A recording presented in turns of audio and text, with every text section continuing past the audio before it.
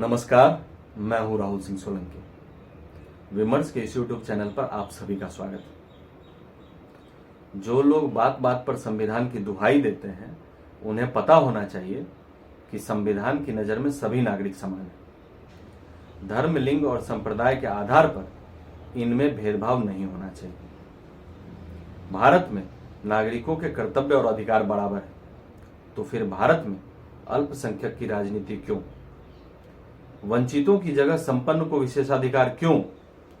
और अगर विशेषाधिकार मिलता है तो उस विशेषाधिकार को देने में भी तुष्टीकरण क्यों? दरअसल जम्मू कश्मीर, पंजाब समेत 9 राज्यों में हिंदुओं को अल्पसंख्यक का दर्जा देने के मामले की सुनवाई जुलाई महीने से ही सुप्रीम कोर्ट में चल रही है। सोमवार को जब इसकी सुनवाई हुई तो केंद्र सरकार ने कोर्ट में याचिका दाखिल कर राज्यों से विचार विमर्श करने के लिए समय मांगा है। केंद्र सरकार का कहना है कि यह मामला संवेदनशील है और इसके दूरगामी प्रभाव होंगे। इस विषय पर अब तक 14 राज्यों और 3 केंद्र शासित प्रदेशों ने अपने विचार केंद्र सरकार को भेजे।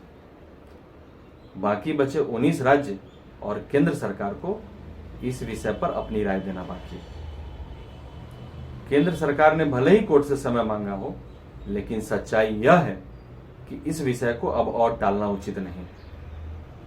अल्पसंख्यकवाद बनाम बहुसंख्यकवाद की चर्चा एक ऐसी बीमारी है जिसका अगर समय रहते इलाज नहीं किया गया तो यह लाइलाज हो जाएगी और इसके जद में आएगी हमारे देश की सेकुलरिज्म और हमारे देश की धर्मनिरपेक्षता। अब अभी इस पर पता नहीं है कि इस पर केंद्र सरकार का क्या राय होता है और वो क्या तर्क देती है और सुप्रीम कोर्ट किस नतीजे पर पहुंचता है, लेकिन बेहतर यह होगा कि न्यायालय, सरकार और सभी राजनीतिक पार्टियां देश को अल्पसंख्यकवाद बनाम बहुसंख्यकवाद की बहस से मुक्त करने पर विचार करें। दरअसल इसी साल जून महीने में देवकी नंदन ठाकुर जी ने जनहित याचिका दायर कर राष्ट्रीय अल्पसंख्यक आयोग अधिनियम 1992 की धारा 2C के प्रावधानों को चुनौती दी थी।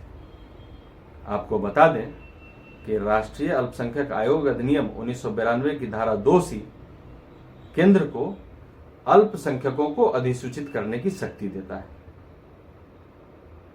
देवकी नंदन जी ठाकुर जी महाराज कथावाचक और आध्यात्मिक गुरु हैं। आप सभी ने इन्हें कथा करते तथा यूट्यूब और टीवी डिबेट में जरूर देखा होगा।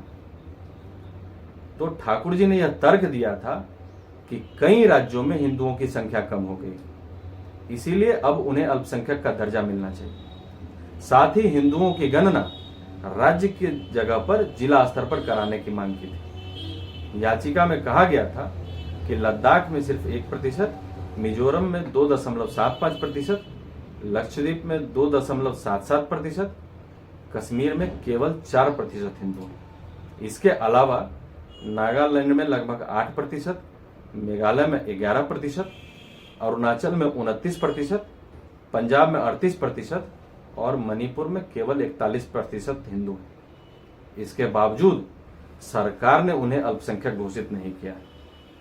9 राज्यों में हिंदू अल्पसंख्यक हो चुके हैं, लेकिन वे फिर भी अपनी पसंद के शैक्षणिक संस्थान नहीं खोल सकते, जबकि संविधान अल्पसंख्यकों को यह अधिकार देता है।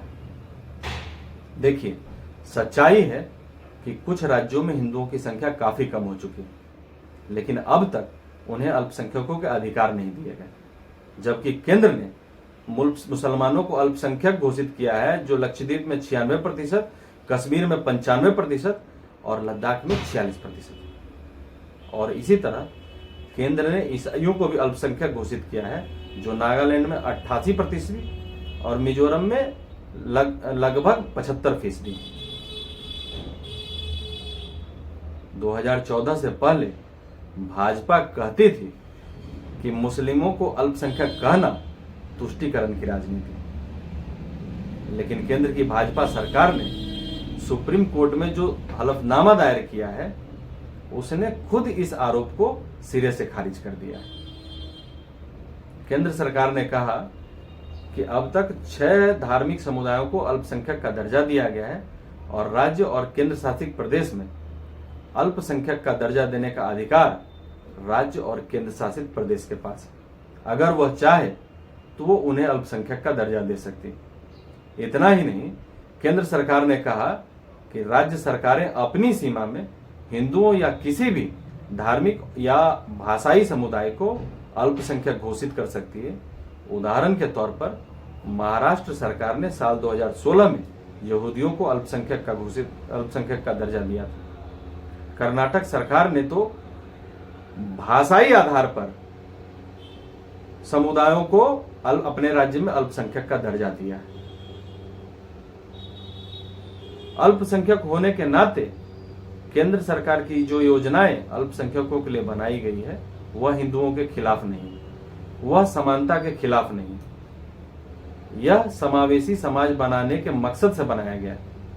केवल धर्म और भाषा के आधार पर अल्पसंख्यक होने के आधार पर सरकारी योजनाओं का लाभ नहीं लिया जा सकता। लाभ उन्हें ही मिलता है जो अल्पसंख्यक समाज के भीतर आर्थिक तौर पर पिछड़े हुए हैं।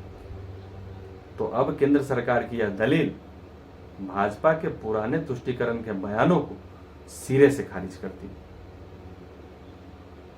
देखिए, हमारे देश का विभाजन धार्मिक आधार पर हुआ है, फिर भी धर्मनिरपेक्ष शब्द भारतीय संविधान की प्रस्तावना में 42वें संशोधन में 1976 में डाला गया। मनुष्य जिसे धारण करता है, जिसे वह मानता है, जिस पूजा पद्धति को वह अपनाता है, वही उसका धर्म है। वास्तव में यह सच्चाई है और भारत की खूबसूरती भी कि हिंदू, मुस्लिम, सिख, ईसाई धर्म से अलग अलग भारतीय संस्कृति की पहचान है, जिसे आज तक हमारे देश भारत ने जीवित रखा है।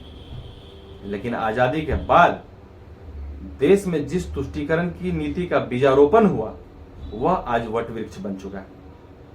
भारत दुनिया का इकलौता देश बना जहां बहुसंख्यकों के हितों की कीमत पर अल्पसंख्यकों को वरीयता दी जाती है, और जो वास्तव में अल्पसंख्यक हो रहे हैं उन्हें सिरे से नजरअंदाज किया जा रहा है। तो आज जो चर्चा हो रही वह तो आने वाले समय का मात्र टीजर है। सत्ता में चाहे कोई भी हो, उसे इस बात को आत्मसात करना होगा कि देश में कुछ ऐसे समुदाय हैं जो राष्ट्रीय स्तर पर तो अल्पसंख्यक हैं, लेकिन वो किसी न किसी राज्य में बहुसंख्यक है। इसी तरह जो कई राज्यों में बहुसंख्यक है वो कुछ राज्यों में अल्पसंख्यक है। लेकिन यदि राज्यों के स्तर पर किसी समुदाय को धर्म और भाषा के आधार पर अल्पसंख्यक घोषित करने की मांग होगी, जैसा कि अभी हो रहा है, तो आने वाले समय में इस तरह की मांगे बढ़ेंगी और फिर वोट बैंकों की खातिर मतों की संख्या के आधार पर उस समय किसी वर्ग विशेष को लाभ दिया जाएगा। सरकार की नीतियां समदर्शी होनी चाहिए, जिसका सीधा लाभ वंचितों को मिलना चाहिए। अल्पसंख्यक और बहुसंख्यक की चर्चा और उनकी खोज से केवल अल्पसंख्यकवाद की राजनीति को बल मिलेगा, और जब ऐसा होगा तो स्वतः बहुसंख्यकवाद की भी राजनीति होगी। आज सबको देखने को मिल रहा है कि किस प्रकार जातिगत गणना की मांग की जा रही है, जबकि इसकी मांग करने वालों को भी पता है कि इससे केवल अंतर्निहित भेदभाव का जन्म होगा, समाज में दुष्प्रभाव बढ़ेगा। सबको पता है कि जाति विशेष की राजनीति करने वाले आज राजा बने बैठे हैं, जबकि उस जाति के लोग जिनकी राजनीति की गई आज भी वंचित और पिछड़े हैं। तो इस तरह की राजनीति से देश का कतई भला नहीं होने वाला। नीतियों का निर्धारण आर्थिक आधार पर हो, ना कि धार्मिक और जाति विशेष पर के आधार पर। वर्गीकरण तो हो, लेकिन केवल अमीर और गरीब का।